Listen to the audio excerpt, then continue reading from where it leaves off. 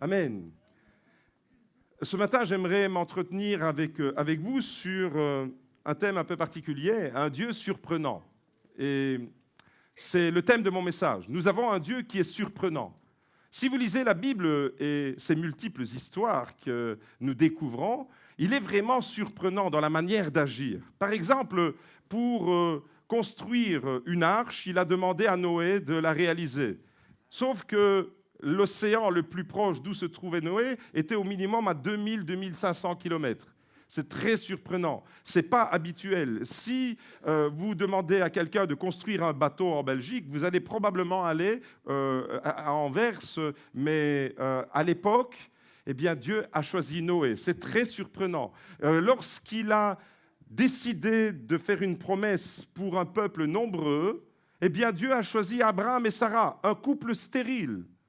Et à ce couple stérile, il fait une promesse d'une descendance nombreuse de façon extraordinaire et exponentielle, aussi nombreuse que les étoiles du ciel et aussi nombreuse que les grains de sable au bord de la mer. À un couple stérile, Dieu promet une promesse d'une descendance nombreuse. C'est très surprenant. Lorsqu'il choisit un homme pour libérer Israël et pour en faire son porte-parole, pour en faire le prophète par excellence dans l'Ancien Testament, Moïse, il choisit un homme qui va devenir la référence parmi les prophètes. Moïse, c'est un homme qui bégaye. Moïse, ce n'était pas un grand orateur. Moïse avait besoin de l'aide de son frère Aaron pour transmettre la parole de Dieu au peuple d'Israël. C'est surprenant, voyez-vous. Et ce matin, eh bien, j'aimerais qu'on puisse se laisser surprendre par Dieu, parce qu'il est le Dieu de la surprise. Jeudi matin, quand je me suis réveillé, j'ai eu une agréable surprise. J'ai ouvert mon téléphone et puis il y a une sœur de l'église qui a eu une pensée pour moi et pour ma famille et qui m'a envoyé un message. Je la remercie au passage, c'est Marie-Ange, et c'était vraiment une parole que j'avais besoin de recevoir. Elle était vraiment prophétique, elle était d'actualité, elle a été inspirée. Ésaïe 65, au verset 24, voilà ce que nous dit cette parole que j'ai reçue et sur laquelle j'aimerais rebondir. Avant qu'il m'invoque, avant qu'on puisse l'invoquer, je répondrai. Et avant qu'ils aient cessé de parler, j'exaucerai. C'est extraordinaire, un Dieu surprenant. Tu n'as pas fini ta prière, tu n'as pas demandé encore ce que tu as besoin, que Dieu a déjà la solution. Dieu est déjà une longueur d'avance. Il est toujours le Dieu qui va anticiper. Et c'est le Dieu de l'anticipation. C'est le Dieu qui nous surprend, c'est le Dieu qui a la solution à nos problèmes alors que nous n'en sommes même pas conscients. Et mon tout premier point, alors ce matin, dans le Dieu qui nous surprend, le Dieu de la surprise, c'est que nous avons un Dieu qui nous anticipe. Ça, c'est mon premier point. Un Dieu qui nous anticipe, c'est-à-dire un Dieu qui va au-devant de nous, un Dieu qui est toujours à l'avance sur nous, un Dieu qui n'est jamais en retard quand nous le croyons en retard. Et des fois, ça arrive. On a l'impression que Dieu, tu tardes à me bénir. Dieu, la situation que je suis en train de traverser, elle se prolonge. Et tu tardes. Qu'est-ce que tu fais ? Il a promis son retour. Jésus a promis son retour. Mais l'apôtre Pierre nous dit, ne pensez pas que Dieu tarde à la réalisation de sa promesse. De notre point de vue, on peut comprendre et on peut avoir l'impression que Dieu, des fois, est un peu en retard. Vous n'avez jamais eu ce sentiment-là ? Vous demandez quelque chose, vous êtes dans une situation, vous galérez un peu. Ça arrive à tout le monde de galérer un peu. Vous galérez, vous êtes là en train de ramer dans des situations et vous ne voyez pas la situation qui se débloque. Peut-être que vous priez pour une maladie et vous ne voyez pas tout de suite la guérison pour cette maladie. Peut-être que vous avez une situation à gérer qui est très compliquée, mais vous galérez, vous pataugez. Et alors là, on peut avoir le sentiment que Dieu est en retard. Eh bien, quand nous croyons que Dieu est en retard, en réalité, il est en avance sur nos projets, il est en avance sur nos problèmes. Il est toujours en avance. Nous, on ne le comprend pas. Dieu est déjà dans la solution quand nous commençons à prendre conscience que nous sommes dans les problèmes. Dieu, lui, il est toujours dans la solution. Tu n'as pas encore pris conscience que tu es dans les problèmes, que Dieu est déjà, lui, une longueur d'avance dans la solution. Et ça, c'est rassurant de savoir que nous avons un tel Dieu. C'est que tu commences seulement à découvrir que tu as des problèmes.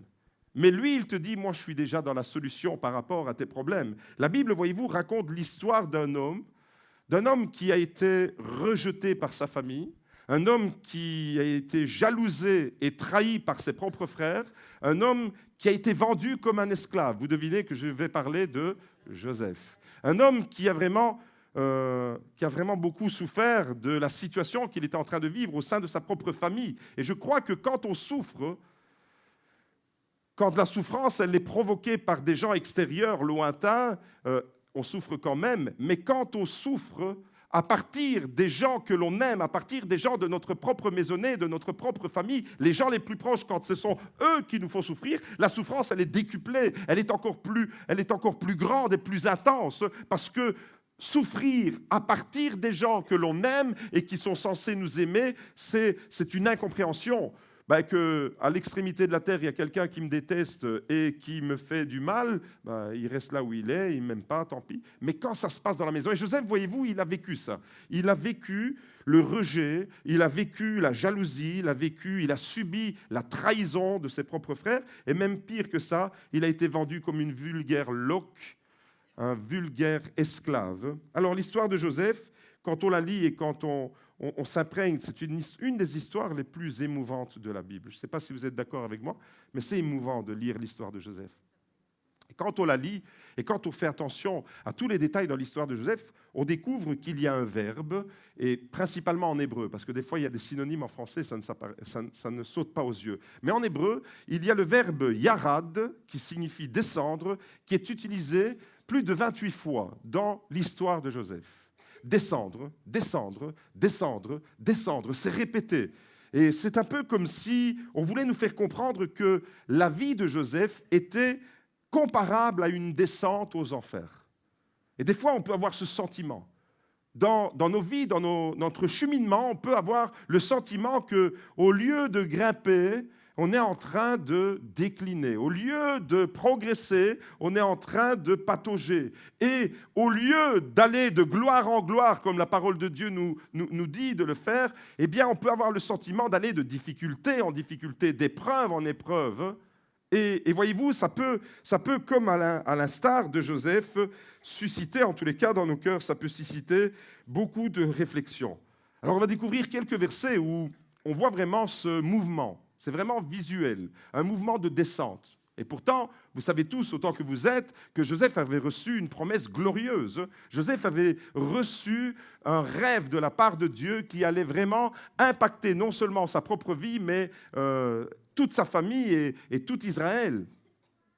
Et pourtant, malgré ce rêve, malgré la destinée glorieuse que Dieu avait préparée pour Joseph, la Bible nous dit, en Genèse 37, au verset 18, il est écrit « Les frères de Joseph le virent de loin. » Joseph vient vers eux, et avant qu'il ne soit près d'eux, ils complotèrent de le faire mourir. Ils se dirent l'un à l'autre « Voici le rêveur qui arrive. » Dieu avait déposé un rêve dans le cœur de Joseph, des songes, et voilà comment ils sont perçus par ses frères. Il y a de la moquerie. Voici le doux rêveur, d'une certaine manière. Quand tu es porté par un rêve, quand tu es porté par un idéal, quand tu es porté par une vision de Dieu, tu ne vas pas toujours avoir des amis autour de toi. Tu vas avoir des moqueurs. Et Joseph, il en a payé les frais. Autour de lui, eh bien, directement, le rêve que Dieu a déposé dans son cœur a suscité de la moquerie. Et on va voir plus loin que ça va susciter de la jalousie avec des idées en crescendo, de la moquerie à la jalousie, jusqu'à la tentative de meurtre et d'assassinat. C'est l'histoire de Joseph. Au verset 20, voici ce qu'ils disent. « Allons-y maintenant, tuons-le et jetons-le dans une des citernes. Jetons-le dans une citerne, une descente dans une citerne.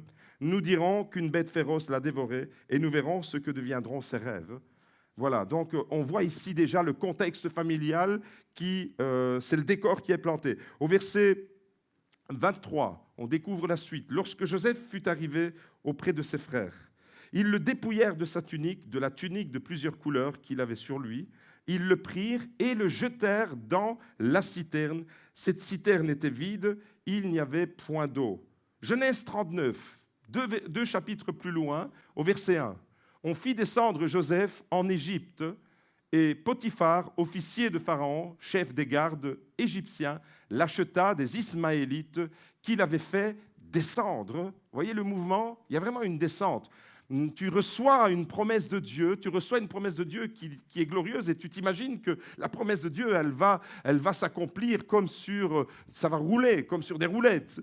Et puis, ce rêve, il vire au cauchemar. Ce rêve, il a un goût vraiment d'incompréhension. En tous les cas, c'est quand on est dans la situation de Joseph, c'est difficile à comprendre et à concilier ce que Dieu nous a promis et la situation que nous sommes en train de vivre. Genèse 39 au verset 20, Potiphar s'empara de Joseph et le mit en prison à l'endroit où les prisonniers du roi étaient enfermés. Il resta là en prison. Voyez la descente?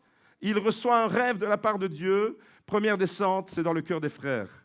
Jalousie, moquerie et mépris jusqu'à vouloir l'assassiner. Ensuite, on le descend dans une citerne. Ensuite, on le retire de la citerne, on le vend comme un esclave à des Ismaélites qui le descendent en Égypte. Il n'est plus dans la terre sainte. Il est en Égypte maintenant.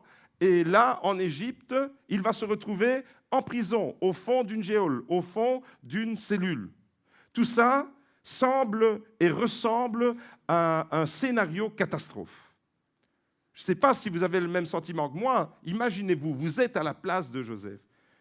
Combien de gens sont tellement heureux de recevoir la parole de Dieu, un appel pour le servir, un appel pour le ministère, etc.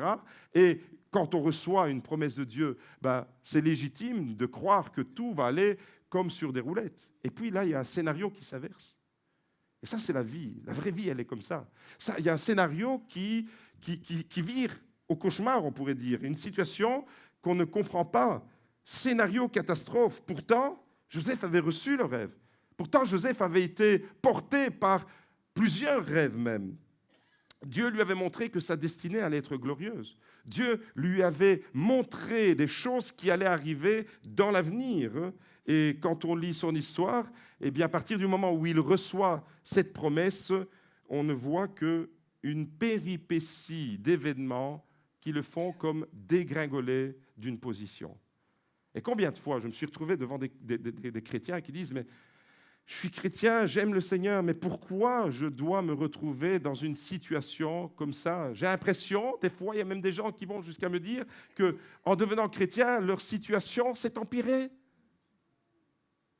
Tu es censé recevoir la gloire de Dieu, la vie en puissance, la vie en abondance. Jésus l'a promise, oui ou non? Et pourtant, des fois, dans notre vie de tous les jours, eh bien, tu rames, tu as des difficultés, tu patauges dans les épreuves. Et il peut arriver dans notre vie, à un moment donné, dans notre cheminement, il peut arriver, et ça arrive à chaque personne, de ne plus comprendre la tournure des événements qui affectent notre propre existence. On ne comprend pas ce qui arrive, on ne comprend pas. Un peu comme Joseph, j'imagine Joseph quand il est trahi par ses frères. Le gars, il ne devait pas comprendre ce qui lui arrivait. J'imagine Joseph quand il est pris par ses frères. Imaginez-vous la scène comme elle doit être vraiment poignante. Lui, il fait des kilomètres. Les frères n'étaient pas dans la même localité que lui. Et il est tout content d'aller retrouver ses frères parce qu'ils étaient là dans les champs. Imaginez la joie qu'il a dans son cœur. Et puis, l'étau se referme, un piège tombe sur lui et ses propres frères, les gens de sa propre maison, vont commencer à le descendre dans une citerne et le faire passer pour mort et puis le vendre à des marchands d'esclaves. Imaginez le regard de Joseph à ce moment-là. Il doit être dépité, le garçon. Il doit être complètement dans l'incompréhension. Et des fois, on est comme ça. Des fois, on est dans une phase de notre existence, dans une phase de notre vie où on ne comprend pas, on ne sait pas décrypter. On ne sait pas expliquer la tournure des événements, le pourquoi. Pourtant, Dieu nous a parlé. Pourtant, Dieu nous a montré quelque chose de glorieux, comme avec Joseph. À travers l'épreuve, même si on ne comprend pas, j'aimerais parler de l'épreuve ici, même si on ne comprend pas la tournure des événements, pourtant, à travers l'épreuve de Joseph, à travers ses difficultés et à travers ses souffrances, Dieu va accomplir son plan. Dieu nous anticipe toujours. Dieu a toujours une longueur d'avance. Nous, on ne comprend pas, voyez-vous. C'est rarement, pour ne pas dire jamais, une ligne droite, la vie chrétienne.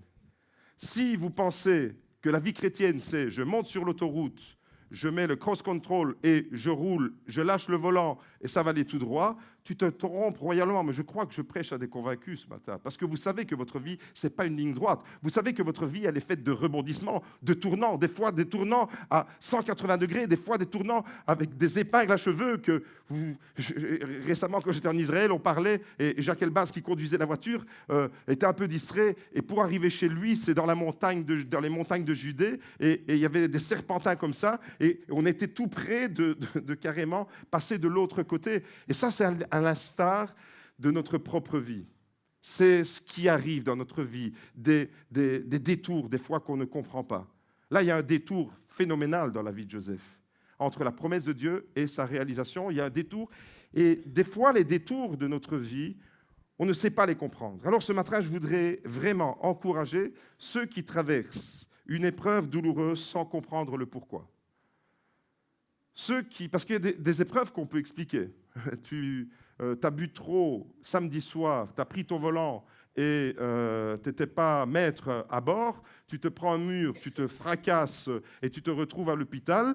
C'est une épreuve, on sait l'expliquer. On sait l'expliquer parce que tu as bu, parce que tu as foncé contre un mur et te voilà complètement déchiqueté. C'est une épreuve, on sait l'expliquer. Mais il y a des épreuves dont on ne sait pas expliquer. Et on ne doit pas jouer aux apprentis sorciers à vouloir tout expliquer. On doit laisser à la vie sa part de mystère. On doit laisser à la vie cette part que je dois continuer. Envers et contre tout, je dois continuer à faire confiance, même dans l'épreuve. Parce qu'il y a quelque chose qui me surprend dans l'histoire de Joseph. C'est qu'à aucun moment, ce gars-là ne se plaint. À aucun moment, il ne commence à se lamenter de la situation. À aucun moment, il ne fait des reproches à Dieu en disant « Mais où elle est ta promesse ? Où elle est, où la réalisation de ce rêve que tu m'as donné ?» À aucun moment. Joseph est là et il a une confiance totale et absolue dans le Dieu qui lui a révélé. Il sait au plus profond de son cœur que le Dieu qui lui a communiqué ce rêve est suffisamment puissant pour le réaliser, même si actuellement il est loin du compte. Et des fois, on est nous loin du compte. Parce que dès que Dieu nous parle, on voudrait que tout de suite ça se réalise. Je voudrais vraiment encourager tous ceux qui traversent une épreuve, et cette épreuve, vous n'arrivez pas à l'expliquer. Parce que c'est quelque chose qui vous tombe dessus dont vous n'êtes pas responsable. C'est quelque chose qui vous tombe dessus et vous ne l'avez pas provoqué directement. Vous avez peut-être subi une injustice, vous avez peut-être subi une malversation, vous avez peut-être été victime d'une erreur médicale. Vous avez été victime peut-être de quelque chose qui vous dépasse et tu es là peut-être en train de te ronger la tête pour savoir et pour comprendre les tenants et les aboutissants. Vous ne connaissez pas la raison pour laquelle vous êtes dans cette situation, mais Dieu est en train de vous anticiper. Et je pense que ça, Joseph le savait au plus profond de son cœur. C'est qu'il sait que son Dieu va au-devant de lui. Et quand on est chrétien, quand on a donné notre vie à Jésus, notre vie ne nous appartient pas. Vous savez, la Bible nous dit qu'il va au-devant de son peuple. Ça veut dire que même si je suis dans une difficulté, je ne suis pas tout seul dans la difficulté, je dois continuer à croire que Dieu va au-devant de moi dans la difficulté. C'est que si je traverse une épreuve, eh bien, Dieu est avec moi dans l'épreuve. Si je suis dans la souffrance, Dieu est avec moi dans la souffrance. La Bible ne promet pas l'absence de souffrance pour les chrétiens. La Bible nous dit que même dans la souffrance, il sera avec nous. Ça change tout, ça. Il y a des faux évangiles qui circulent et qui promettent monts et merveilles. Non, la Bible ne dit pas que tu deviens chrétien et comme par enchantement, une baguette magique qui résout tous tes problèmes. Non, tu vas rencontrer des difficultés et en devenant chrétien, j'ai envie de dire que tes difficultés, elles vont même augmenter. J'entends pas beaucoup d'alléluia et d'amen, c'est pas grave, je continue à prêcher. Peut-être que les murs, un jour, ils vont dire amen. Tu deviens chrétien et tu rencontres des difficultés parce que avant, quand tu n'étais pas chrétien, quand tu n'appartenais pas à Jésus, eh bien, tu faisais comme il te semblait bon de faire. Tu n'avais que tes propres valeurs, tes propres principes qui étaient complètement à l'ouest, mais tu n'avais que ça pour décider de tes choix. Mais maintenant, tu es un enfant de Dieu et tu consultes la parole de Dieu, tu es préoccupé de savoir ce que Dieu pense de ce que tu vas faire. Et là, ça complique un peu la donne parce que tu n'es plus seul à décider. C'est surtout Dieu qui doit décider à ta place. Et vous comprenez pourquoi la difficulté, elle vient ? Alors les amis, je voudrais vraiment vous encourager, si vous êtes dans cette situation, que vous traversez des moments de votre existence que vous n'arrivez pas à expliquer, croyez que Dieu vous anticipe. Dieu est devant vous. Il va au-devant de vous. Lorsque Jésus est ressuscité, il avait fixé rendez-vous aux apôtres en Galilée. Il les a anticipés en Galilée. C'est le Dieu dans l'Ancien Testament avec la colonne de nuée qui anticipait le peuple d'Israël à travers ses péripéties dans le désert. Gardez quelque part au fond de votre tête et de votre cœur surtout, même si vous êtes dans les difficultés, que Dieu vous anticipe dans vos difficultés. Et qu'il n'y a aucune difficulté, aucune épreuve, aucune souffrance gratuite et qui n'a aucune raison. Si vous n'avez pas encore la raison, lui, il est déjà dans la solution. Alléluia. Est-ce qu'on peut l'acclamer ensemble, le roi des rois? Il a fallu attendre 22 ans. Joseph reçoit un rêve et ce rêve se réalise 22 ans plus tard. Pendant 22 ans, la galère. Bienvenue à la vie. Bienvenue dans la vraie vie. Dieu lui donne ce rêve et c'est seulement 22 ans plus tard que Joseph a enfin compris non seulement que Dieu agit dans l'histoire, mais que Dieu anticipe les événements de l'histoire. Regardez ce qu'il est écrit en Genèse 45. Là, on est presque à la fin de l'histoire de Joseph. Une vingtaine d'années se sont écoulées. Joseph a connu les déboires, Joseph a connu la trahison, la jalousie de ses frères, il a connu la mise en scène d'un meurtre, il a connu le moment où il regarde ses frères avec les yeux remplis de larmes et il doit partir avec des Ismaélites comme un esclave. Ton frère qui te fait ça. Ça ne doit pas arriver. Et maintenant, le voilà arrivé en Égypte. Et là, Dieu lui avait fixé un rendez-vous. Et on ne comprend pas pourquoi ça se passe comme ça. On ne comprend pas. Mais on sait une chose, c'est que Dieu était en Égypte et il était en train de lui préparer son avenir. Il était en train de lui préparer une destinée glorieuse. Tu ne comprends pas pourquoi tu es en train de traverser un chemin, mais Dieu, il t'avait déjà fixé un rendez-vous là où il veut que tu arrives parce qu'il t'anticipe et il y a quelque chose de glorieux pour toi. Genèse 45, c'est la rencontre des frères. Quand Dieu est le maître de l'histoire, il est le maître absolu. Et voilà que maintenant les frères sont en difficulté. Le pays de Canaan, là où ils étaient, va être touché par une famine pitoyable et il n'y a plus de nourriture. Et les habitants du pays de Canaan, qu'est-ce qu'ils font? Ils vont chercher de l'aide ailleurs. Et c'est là que les frères maintenant vont venir frapper à la porte de Joseph sans savoir que c'était chez Joseph qu'ils venaient. C'est extraordinaire. Les retournements de situation sont vraiment merveilleux avec Dieu. Et voilà que les frères viennent maintenant pour chercher de l'aide en Égypte. Joseph dit à ses frères quand il se fait reconnaître, « Approchez-vous de moi. » Regardez un peu comme cet homme est rempli déjà de la présence de Dieu, de l'Esprit de Dieu. À ce moment-là, si moi j'avais été à sa place et que mes frères y viennent demander de la nourriture et moi je suis Premier ministre du Pharaon, je me serais assis sur le trône avec le sceptre du Pharaon. Je dis, Ruben, viens ici. Et Judas, viens ici. Et bam! T'as oublié? C'est toi qui m'as descendu, c'est toi qui m'as fait la citerne, les Ismaélites. Dan, Issachar, venez ici. Bam, bam, bam, bam, sur la tête avec le sceptre. On a naturellement, au fond de notre cœur, ce désir de se faire justice soi-même. Et pourtant, la parole de Dieu, elle est claire à ce niveau-là. Et Joseph, quand il voit ses frères, il aurait pu faire ce que je viens de dire, il aurait pu leur reprocher, il aurait pu leur en vouloir, il aurait pu exprimer toute son amertume, il aurait pu dire « Mais qu'est-ce que vous avez fait? Vous avez vu maintenant, bien fait pour vous, vous êtes en train de... vous avez crevé la dalle? Eh bien, crevez la dalle. » Il ne fait pas ça. Joseph est là vraiment dans une exemplarité extraordinaire. Joseph dit à ses frères, approchez-vous de moi. Et ils s'approchèrent. Il dit, je suis Joseph, votre frère, que vous avez vendu pour être mené en Égypte. Il se fait reconnaître. Maintenant, ne vous affligez pas et ne soyez pas fâchés de m'avoir vendu pour être conduit ici, car c'est pour vous sauver la vie que Dieu m'a envoyé devant vous. Ça, c'est extraordinaire. Regardez ce qu'il est en train de dire. Dieu m'a envoyé devant vous pour vous sauver la vie. Voilà 2 ans que la famine est dans le pays et pendant 5 années encore, il n'y aura ni labour ni moisson. Verset 7, une déclaration phénoménale. Dieu m'a envoyé devant vous pour vous faire subsister dans le pays et pour vous faire vivre par une grande délivrance. Waouh! Cet homme a subi de l'injustice, cet homme a été trahi par ses frères, cet homme a été conduit dans des chemins en serpentin, d'épreuves, de douleurs, d'incompréhension. Chacun d'entre nous, on aurait été révolté. Chacun d'entre nous, on aurait dit « Ouais, je vais prendre le bâton du pharaon et je vais te faire voir ce que je vais faire avec. » Mais là, Joseph, il a une attitude vraiment extraordinaire. Il a une lecture de l'histoire. Il a une lecture de l'histoire prophétique.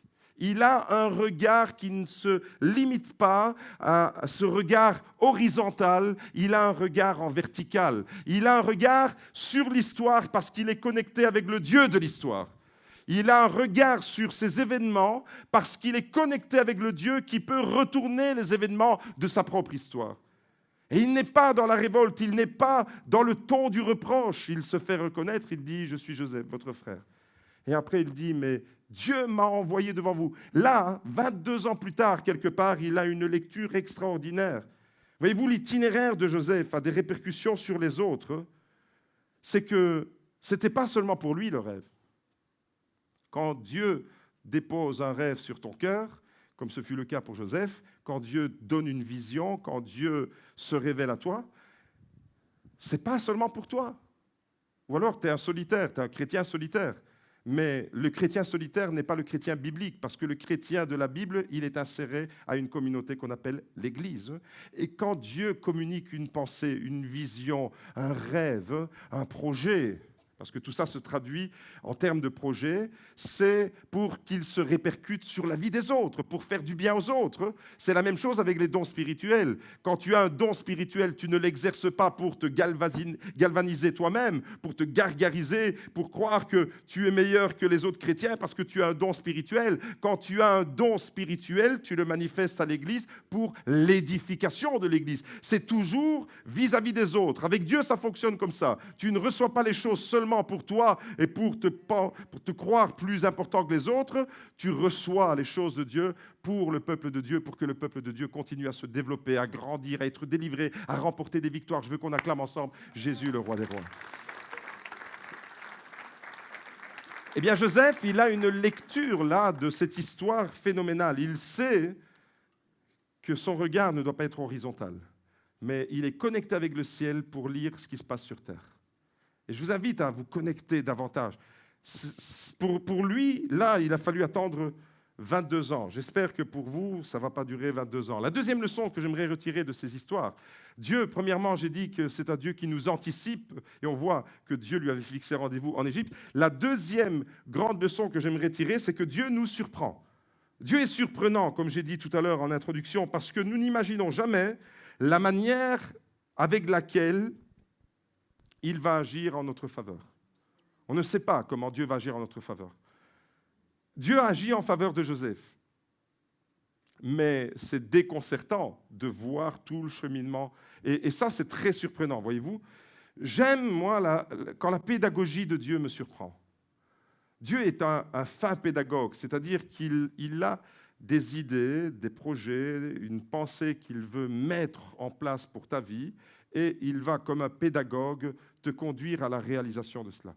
Et la pédagogie de Dieu, elle me surprendra toujours, parce qu'elle ne correspond pas à nos critères, avec nos méthodes. Nous avons des méthodes, mais Dieu a les siennes, voyez-vous. Et j'aime quand l'amour de Dieu me surprend.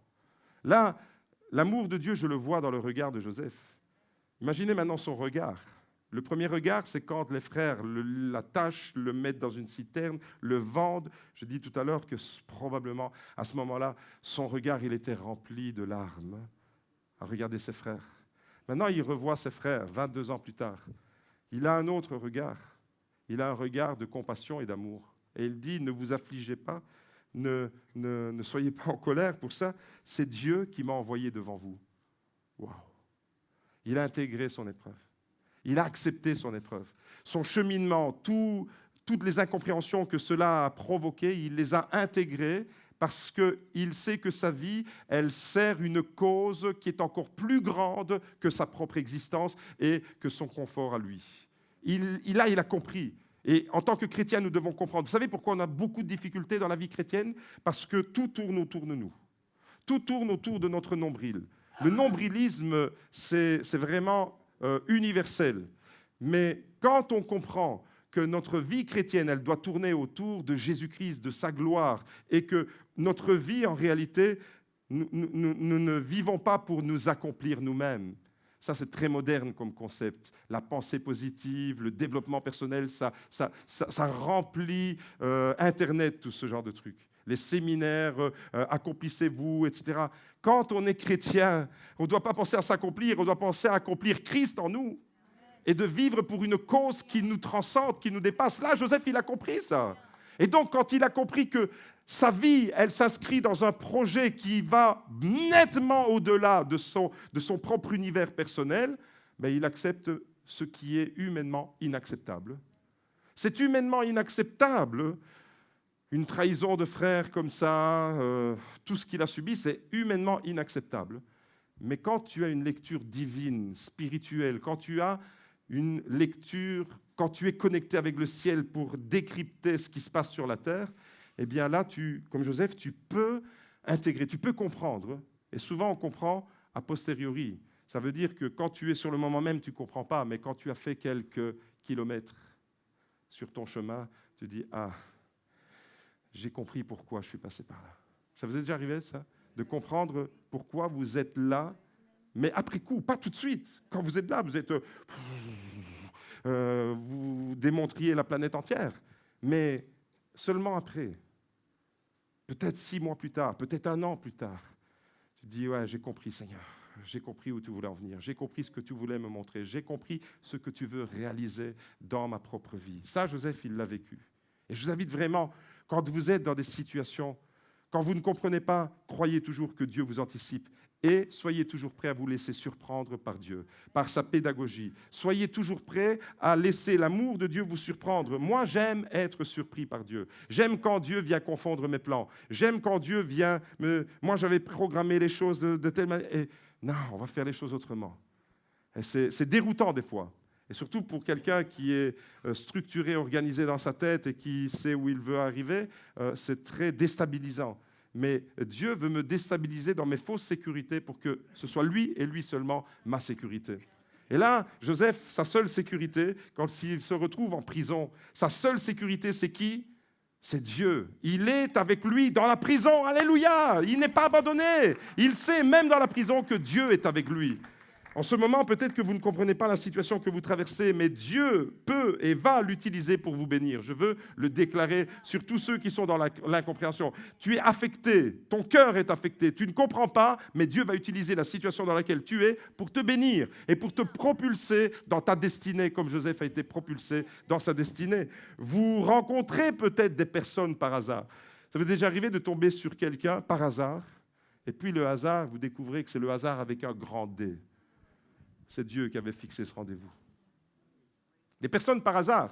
Alors on peut rencontrer dans la vie des personnes par hasard qui nous font du bien. Et celles-là, on voudrait que le hasard se manifeste le plus souvent. Et puis par hasard, on peut rencontrer des Ismaélites. Ils passaient là, les Ismaélites. Les frères étaient là en train de manigancer le truc avec Joseph, et des Ismaélites qui débarquent.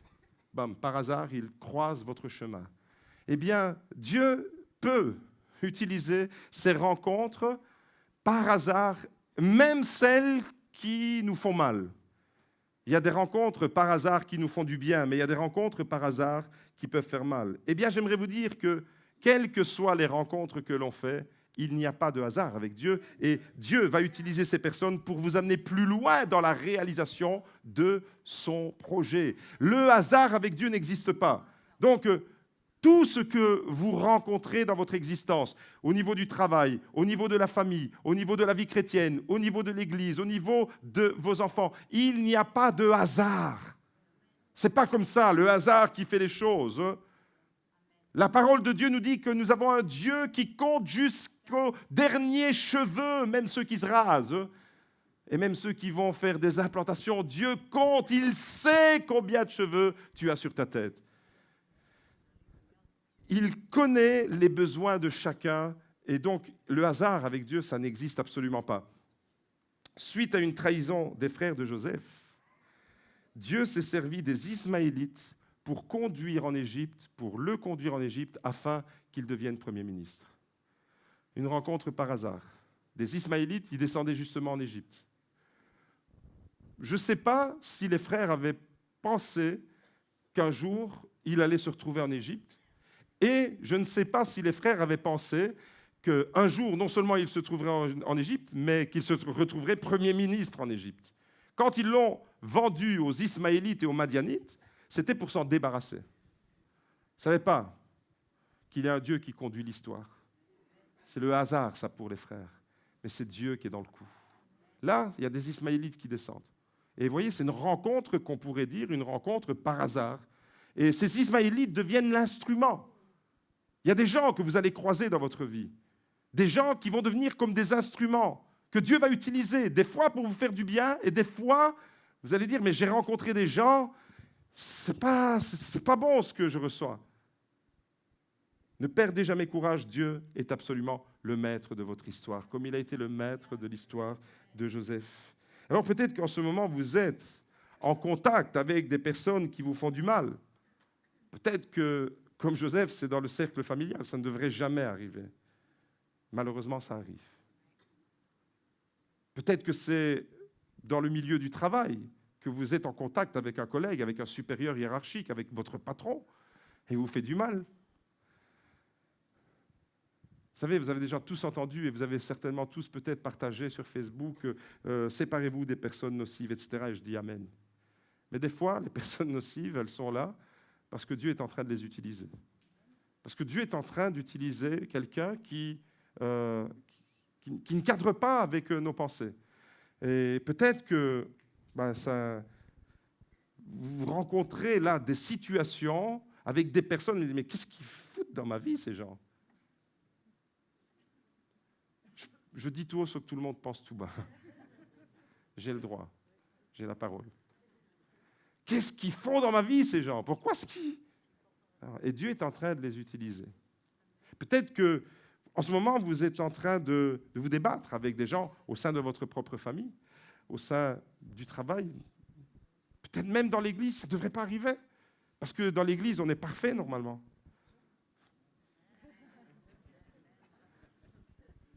Ça ne devrait pas arriver parce que l'église, elle doit avoir un vêtement totalement blanc, sans tache, ni ride, ni rien de semblable. Mais Vanessa, elle est déjà au ciel, elle. Les amis, même dans l'église, ça peut arriver. Ça ne devrait pas arriver, mais ça peut arriver qu'il y ait une situation qui nous contrarie. Vous savez pourquoi ça peut arriver dans toutes les sphères de notre vie? Parce que la jalousie est universelle et elle se trouve partout. Il y a de la jalousie dans les familles. Il y a deux enfants qui grandissent, il y a un enfant qui pense qu'il est plus aimé qu'un autre, il y a de la jalousie dans le cœur de l'enfant. Il y a de la jalousie au sein des familles, il y a de la jalousie entre frères et sœurs. Et en grandissant, cette jalousie, elle devient des disputes et on ne se parle plus pendant des décennies et des décennies. Et moi, j'ai connu des gens qui ne sont même pas allés à l'enterrement de leur propre frère ou de leur propre sœur. Pourquoi? Parce qu'il y a au sein de la famille une situation qui est complètement gangrénée. Ça peut arriver n'importe où parce que la jalousie, elle est infiltrée dans les maisons, dans les familles, elle est entre collègues de travail. Tu as reçu une promotion, tu es le patron ou bien ton chef d'équipe, il t'invite à boire un café et ton collègue, il voit ça avec jalousie. Ça peut arriver au travail. Vous avez certainement déjà tous été victimes de ça. Ça peut arriver aussi à l'église. La jalousie peut aussi se manifester dans l'Église, parce que l'Église n'est pas un corps parfait. Parce que là où il y a des humains, il y aura encore tous ces éléments et ces sentiments humains. Voyez-vous, on doit combattre ça. On doit combattre ça dans nos familles. On doit combattre ça même sur notre travail. Et on doit combattre ça dans l'Église. Mais ça peut arriver. Mais dites-vous bien que quand vous ne comprenez pas une situation, et même quand vous ne comprenez pas les sentiments qu'une personne est en train d'exprimer à votre rencontre, Dieu est en train d'accomplir quelque chose. Il n'y a pas de hasard. Dieu calcule tout. Comme avec l'histoire de Joseph, il savait qu'au moment où ils allaient retirer de la citerne leur frère, parce qu'ils avaient changé d'avis, ils ne voulaient plus le tuer, ils voulaient le vendre, des Ismaélites passent à ce moment-là et ils vont en Égypte. Ils auraient pu aller à Berlin. Non, c'était en Égypte. Pourquoi? Parce que c'est en Égypte que Dieu avait fixé rendez-vous à Joseph. Vous voyez, mais ça, personne à ce moment-là ne le sait. On a un Dieu qui conduit l'histoire. On a un Dieu qui nous surprend dans la manière avec laquelle il conduit notre histoire. Peut-être que je ne comprends pas ce qui m'arrive en ce moment, mais je sais une chose, c'est que Dieu a des desseins bienveillants. Voyez-vous, c'est surprenant, c'est même hallucinant. Dieu utilise des personnes et des situations pour nous bénir et nous amener plus loin dans l'accomplissement de son projet. Nous, on n'aurait jamais choisi un trésorier qui est voleur et qui est un traître. Jésus l'a fait avec Judas. Pour accomplir le projet de Dieu, on ferait des choses selon nos calculs et nos standards, mais Jésus, il a fait des choses de façon totalement contraire à la nôtre. Si on devait bâtir l'entreprise la plus glorieuse que l'humanité ait jamais connue, l'Église. L'Église, c'est un empire. L'Église, c'est le peuple de Dieu. L'Église a été constituée par Jésus et elle existera encore dans l'éternité. Il n'y a aucune autre organisation humaine qui, dans l'éternité, subsistera en tant que telle. Tous les empires de ce monde ont connu leur âge de gloire, mais leur déclin. Et toutes les entreprises, les multinationales, les sociétés, Microsoft et tout ça, ceux qui drainent des milliards et des milliards, un jour, tout ça va finir. Au ciel, il n'y aura pas Microsoft, il n'y aura pas Steve Jobs, il n'y aura pas, enfin peut-être, je ne sais pas s'il est sauvé, mais en tous les cas, l'entreprise, elle n'existera pas. Par contre, l'Église, elle sera là-bas. Alors, si vous deviez, vous, construire, bâtir une Église comme celle que Jésus, vous aurez été certainement dans les meilleures facultés de théologie, prendre le diplômé, le meilleur étudiant, celui... Jésus, il se promène le long du lac de Galilée et il va chercher des pêcheurs qui savent à peine lire et écrire. Et c'est extraordinaire de voir que Dieu utilise des méthodes que nous, on n'aurait jamais utilisées. Voyez-vous, les méthodes de Dieu, elles sont totalement différentes que les nôtres. Et Dieu peut utiliser des choses, des situations, des personnes pour nous amener à entrer dans une destinée qui nous dépasse. La Bible dit « Tout concourt au bien de ceux qui aiment Dieu et de ceux qui sont appelés selon son dessein. » Qu'est-ce que ça veut dire, cette dernière phrase ? Son dessein, ça veut dire que Dieu a un projet. Ça veut dire que Dieu a un plan. Et maintenant, on va lire ce verset-là à l'envers. Regardez. Tout concourt au bien de ceux qui aiment Dieu, de ceux qui sont appelés selon son dessein. Maintenant, commencez avec le dessein. Dieu a un dessein. Ça veut dire qu'il a un projet. Et parce qu'il a un projet, il va appeler, regardez le verbe à l'envers, il va appeler ceux qui aiment Dieu. Et si Dieu a un projet, il faut lire ce verset à l'envers. Je vous demande de lire un verset de la Bible à l'envers, vous imaginez ? Il est fou, le pasteur. Mais c'est comme ça qu'il faut comprendre ce qui se passe dans la tête de Dieu. Parce que nous, on commence à lire « Tout concourt au bien de ceux qui aiment Dieu ». Ça, c'est notre perspective à nous, humaine. Mais la perspective de Dieu, elle commence à l'envers. Il a un projet, il a un dessein. Il regarde ta vie, il dit « Moi, je vais faire quelque chose avec ta vie. Je vais faire quelque chose de glorieux en toi. Je vais prendre ta vie et je vais te propulser. » Imaginons, Dieu prend ta vie et waouh. Qu'est-ce qui a envie d'être comme ça ? Propulsé dans une destinée glorieuse. Dieu a un dessein. Et parce qu'il a un dessein, il va t'appeler, il va t'interpeller, il va se manifester à toi, mais il appelle ceux qu'il aime. Et ensuite, quand tu as compris ça, eh bien, tout le reste de ta vie, tous les événements, toutes les rencontres, toutes les histoires, eh bien, tu sais qu'elles concourent à ton bien. Alléluia. C'est extraordinaire de lire les choses dans le sens où Dieu lit notre histoire.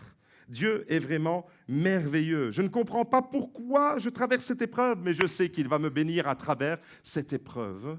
Dieu est vraiment merveilleux. Il utilise des situations qui échappent totalement à notre contrôle pour nous amener encore plus loin dans la réalisation de son projet. Tu n'as aucun contrôle de la situation, mais Dieu est en train d'utiliser ce que toi, tu n'arrives pas à gérer. Dieu est en train de l'utiliser pour te propulser dans son dessein. Vivez avec la préoccupation du dessein de Dieu. Vivez avec la préoccupation du projet de Dieu. Comme Joseph, ce qui lui a donné des forces quand il a été trahi par ses frères, ce qui lui a donné de l'énergie quand il s'est retrouvé au fond d'une prison. Vous savez c'est quoi ? C'est parce qu'il savait que Dieu a un dessein. Il savait que Dieu avait écrit un rêve dans son cœur et que ce rêve-là, rien ne pourrait jamais l'effacer, l'anéantir, même l'épreuve qu'il était en train de traverser. Si à un moment donné, il avait perdu la vision du rêve de Dieu. il se serait complètement effondré. Parce qu'il aurait vu sa réalité, comme Pierre dans le lac de Galilée. Dès qu'il perd Jésus du regard, il marche sur l'eau. Tant qu'il regarde à lui, il marche lui aussi sur l'eau. Dès qu'il prend conscience qu'il y a la tempête autour de lui, dès qu'il a un autre regard, un regard tout à fait humain, il coule et il s'effondre. Mais la grâce de Dieu est tellement merveilleuse que là aussi, Jésus nous tend la main pour nous rattraper. Dieu est vraiment merveilleux, il nous surprend parce que nous ne savons jamais comment il va agir dans notre vie pour nous faire du bien, pour nous bénir. Mais croyons-le, Dieu veut nous faire du bien. Dieu ne te veut pas du mal, même si en ce moment, ce que tu es en train de vivre te fait mal. Fais la part des choses. Dieu ne te veut pas du mal, même si en ce moment, ça te fait mal.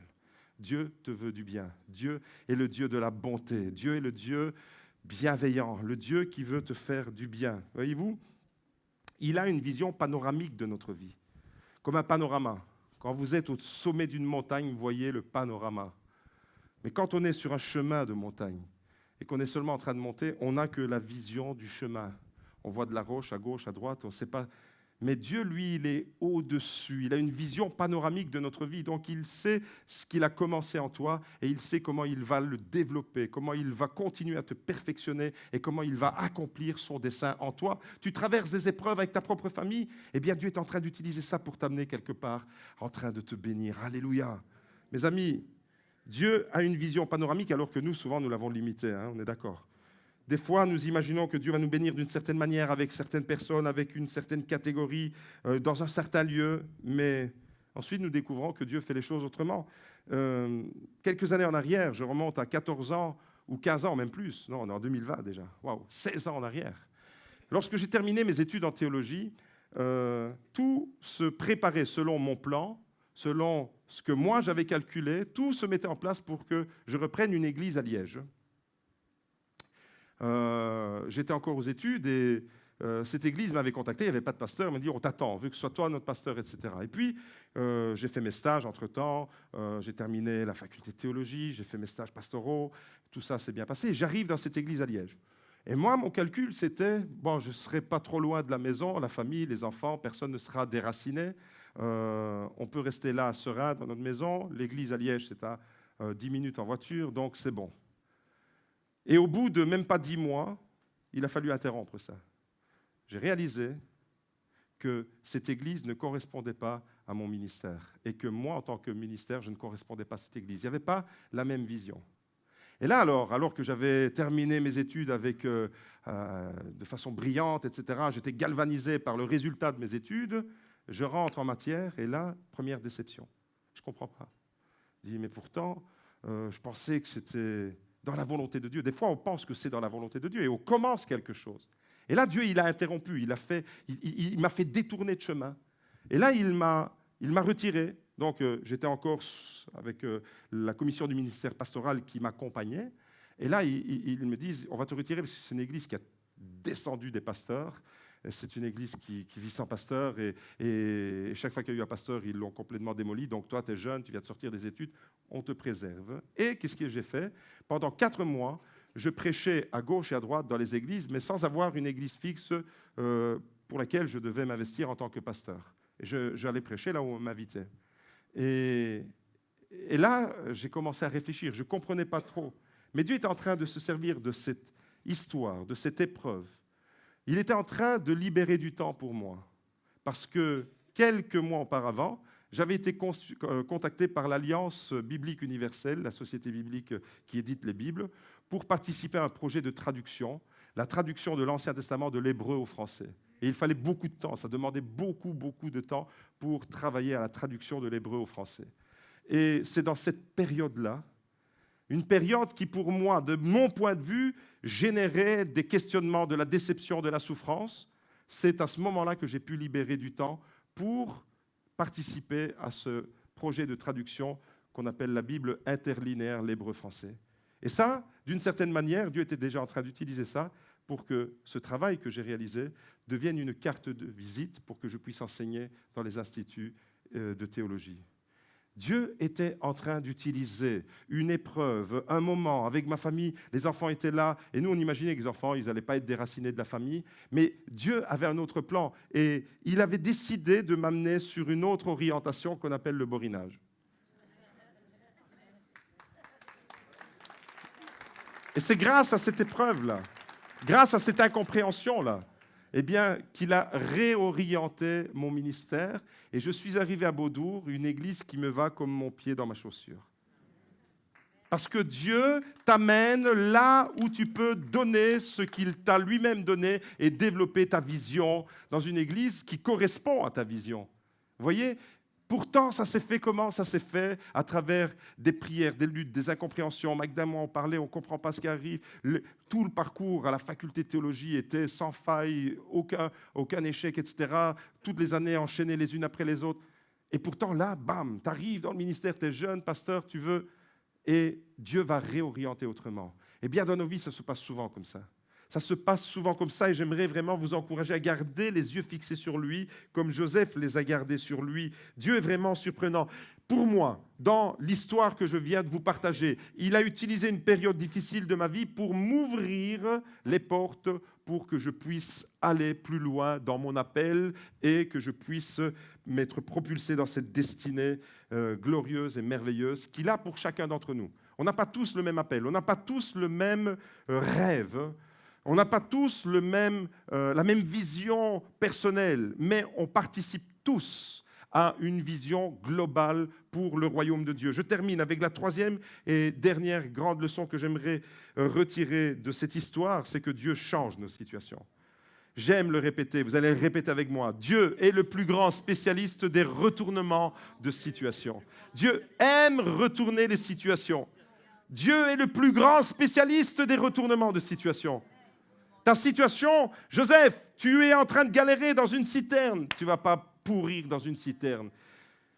Dieu a utilisé ses frères même qu'il avait descendus pour les relever. Non, Joseph, tu ne vas pas pourrir au fond d'une prison en Égypte. Là, tu vas commencer à décrypter les rêves de Pharaon et te voilà maintenant Premier ministre. Retournement complet de situation. Le gars qui a été vendu comme un torchon, maintenant il devient Premier ministre du Pharaon. Il n'y avait en Égypte personne au-dessus de Joseph, si ce n'est le Pharaon lui-même. Waouh! Retournement de situation. Voilà la conclusion de l'histoire de Joseph. Il a retourné en sa faveur la situation. Genèse 50 au verset 20. Toujours Joseph en train de dialoguer avec ses frères. Vous aviez médité de me faire du mal. Voilà ce qu'il dit, Joseph. Vous, mes frères, vous aviez médité de me faire du mal, mais Dieu l'a changé en bien. Dieu est le Dieu qui change la malédiction en bénédiction. Il change les ténèbres en lumière. Il est le Dieu du retournement de tes situations. Je vais inviter le gars là, viens vouloir se remettre en place. Waouh, vous avez médité, vous avez pensé. Méditer, ça veut dire que ce n'est pas un coup de tête. Vous avez réfléchi vraiment à me faire du mal, mais Dieu l'a changé en bien pour accomplir ce qui arrive aujourd'hui. Retournement de situation, mes amis, pour sauver la vie à un peuple nombreux. Vous avez vu? Il ne dit pas pour me sauver ma propre vie. Encore une fois, Joseph, il est inscrit. Son rêve, il va se répercuter favorablement sur le peuple de Dieu pour sauver la vie à un peuple nombreux. Alors, mes amis, mes frères, mes sœurs, j'aimerais vous dire, si Dieu a changé le mal en bien pour Joseph, est-ce que vous ne croyez pas qu'il peut le faire pour vous? Si Dieu l'a changé pour Joseph, je l'affirme, il peut le faire et il va le faire pour votre situation. Cette situation qui vous peine, alors il peut le faire pour toi, mon frère. La Bible dit, et quand on lit ensemble la parole de Dieu, on découvre ça, que Dieu change constamment. C'est un Dieu qui change les situations. C'est un Dieu qui change les ténèbres en lumière, la malédiction en bénédiction. C'est merveilleux. Le mal en bien, comme Joseph le dit à ses frères.